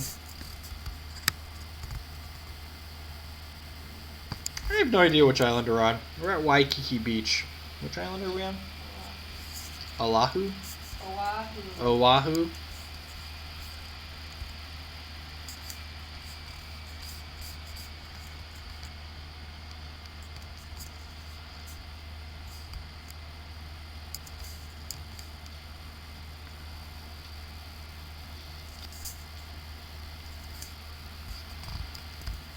On the draw, Baby Yeti on 1. Never not keep, right? We have to kill the Howling Brave. I think we're obligated to kill the Howling Brave, right?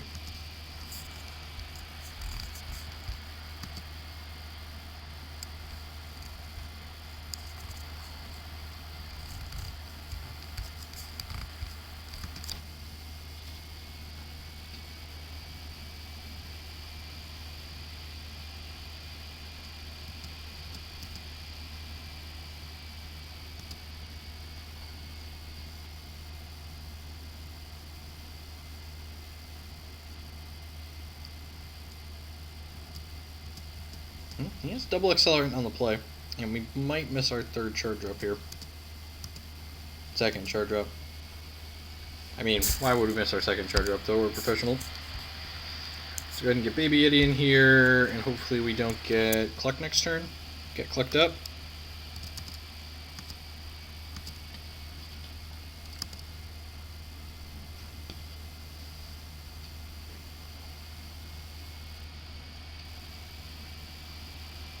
There's definitely, he was just asking about the gems in the Banks deck that I was playing, so there's definitely 4 Clucks in the main. Yep.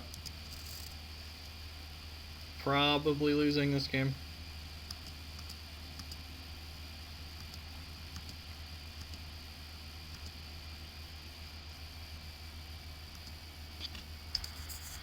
Okie doke. Let's Rage Fire him, so if we draw another one, we can Rage Fire the Cluckadon down.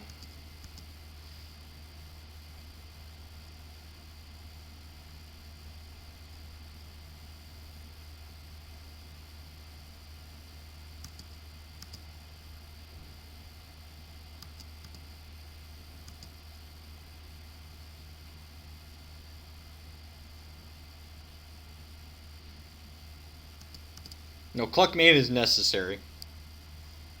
Cluck Main is everything you want to be doing in life right now in Hex. Hey, look at that. Talk about why we're doing something and then have it happen.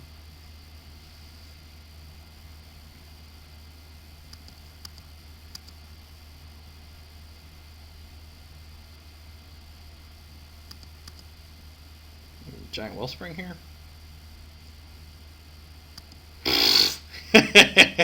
Yep, alright, dead.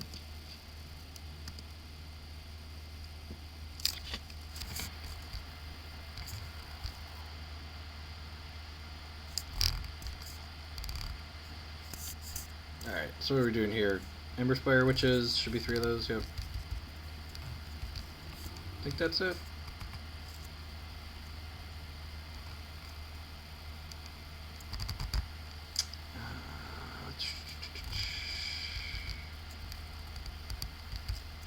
Trim some of the more expensive cards in the play. I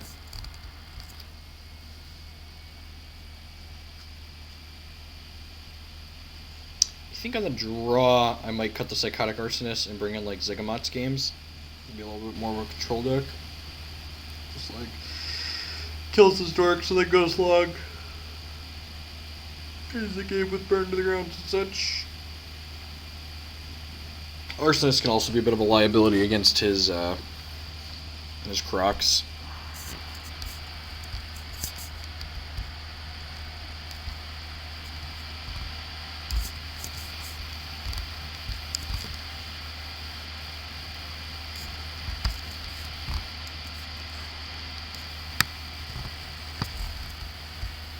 I'd say it's not great, but it's keepable.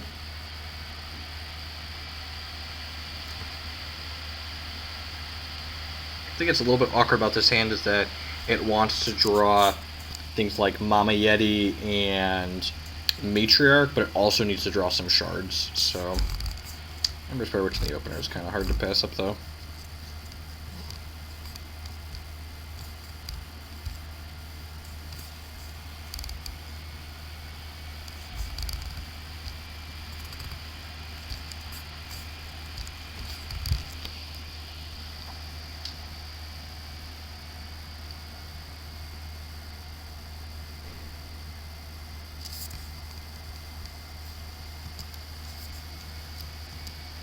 He has Brave on 1 this time around. We get to burn it before coming back to our turn, which is nice.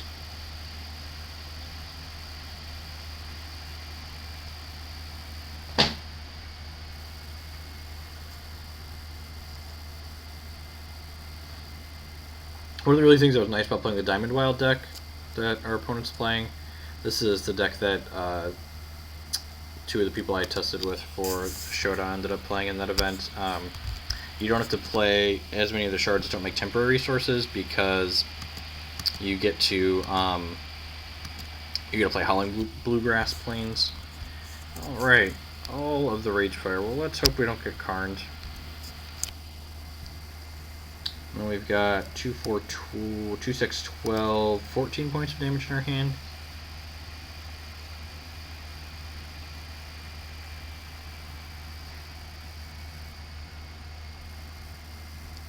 Might Singer, great target for Ragefire.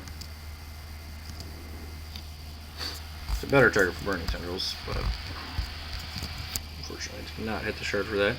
Mama Yeti's not a bad draw if we can find our way into a couple of shards here. So I'd like to draw shards for like the next couple of turns.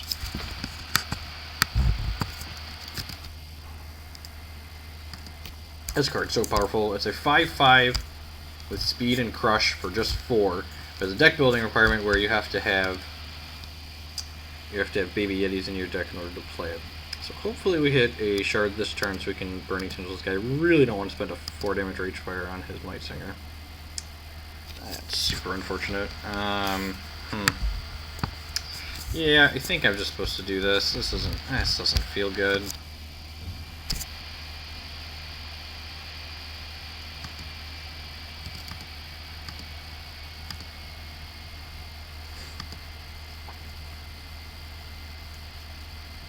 But there's a lot of builds of these decks that are playing like 22 shards, and I'm up to 24. I definitely think that it is an ideal number to be playing. Now we get Croc next turn. I guess we have this Rage Fire to kill the Croc afterwards. Not super excited about this, but it's what we got, so let's run it. Maybe we just don't get Crocked on 5 for once in our life.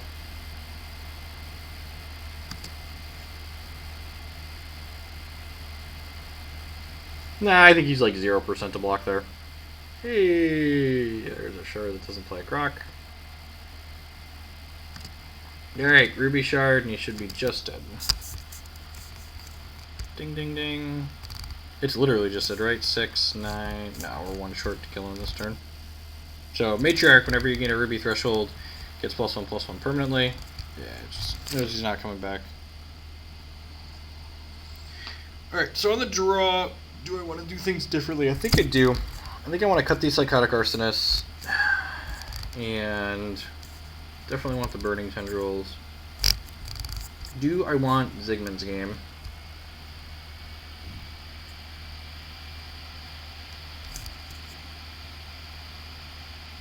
I think I want the Zygmun's Game.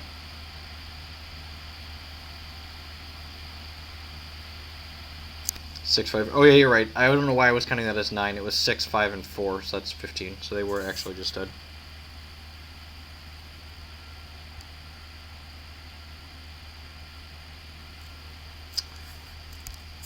I think I want this card. This might just be an axis I don't want to fight on. Yeah, let's just bring the Bolt back in. I'll play 1 game. I really don't like Psychotic Arsonist on the draw. I just get blocked by so much.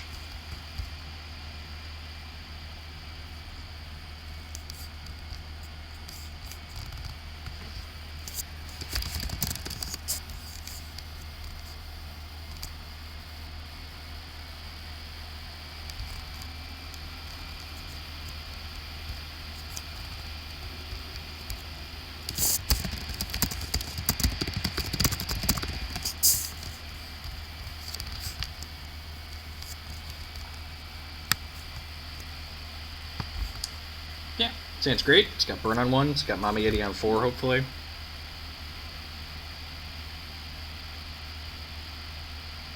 Yeah, I've been out of town since last Wednesday. Also kept 7. See if they've got the Brave on 1 for the 3rd time in a row. Nope, no Brave. I say it's like not super exciting, but it's fine. We'll just like draw Baby Yeti on 1 here and get our beat down on.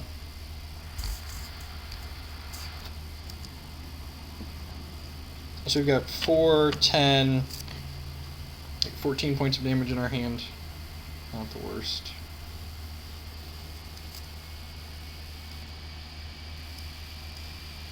Harvest Moon, yep. Gross. There's the Brave. He is so brave.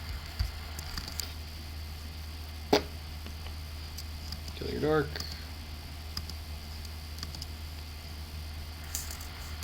Alright, I'm just going to go ahead and send the Crackling Bolt upstairs here. We can Fireball a Chi Smythe if he has one.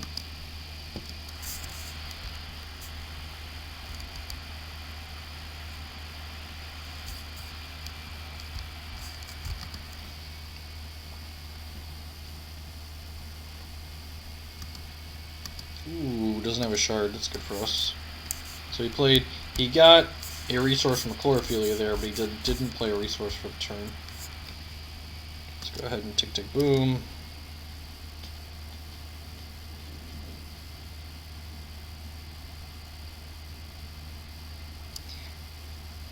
Alright, and you get clicked up.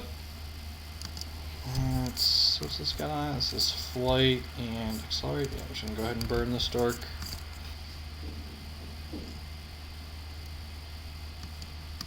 And Mama Yeti's gonna get on in here. Hey, settle.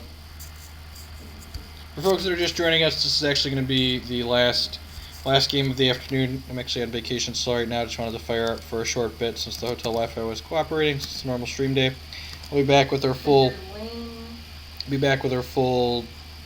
Normal 4-hour time slot, 4 or 5-hour time slot on Thursday. Feels good to burn Hierophant, right? That's not something we've been able to do for very long. Alright, 4-4 gain 4, races a 5-5 pretty well. That's not what we want to do. Well, he's also missing his shard drop still, so hopefully he doesn't have more Cluckodons. And we can just race with the Mammy Yeti here. Mammy Yeti's on a race to the finish line.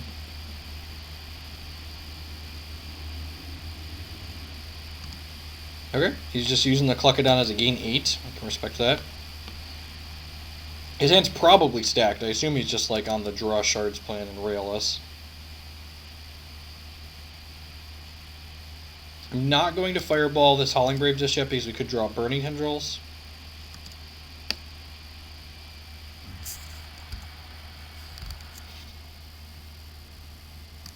I think we're obligated to fireball this Howling Brave here. Just like if he draws a shard and he gets to Cosmic Shaman us next turn, that would be really bad. Just want to try and keep him under control here. Mama Yeti is such a messed up card. 5/5 Crusher. Just like playing this game too.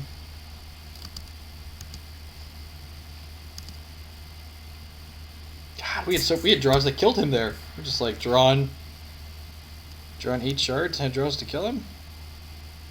Would Burning Tendrils have killed him there? Burning Tendrils would put him to 11. Burning Tendrils would put him to 9. Yeah, Burning Tendrils would have killed him there. Ugh.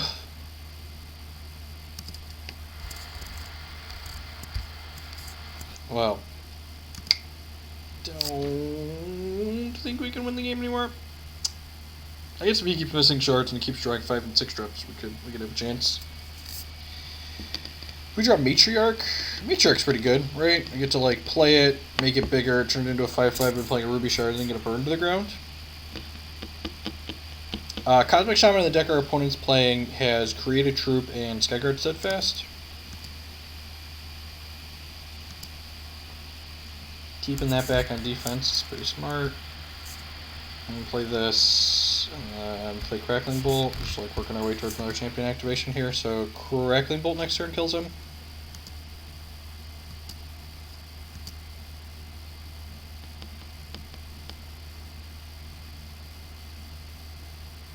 Shards are scary because he's got a troop that gains 4 life in his hand.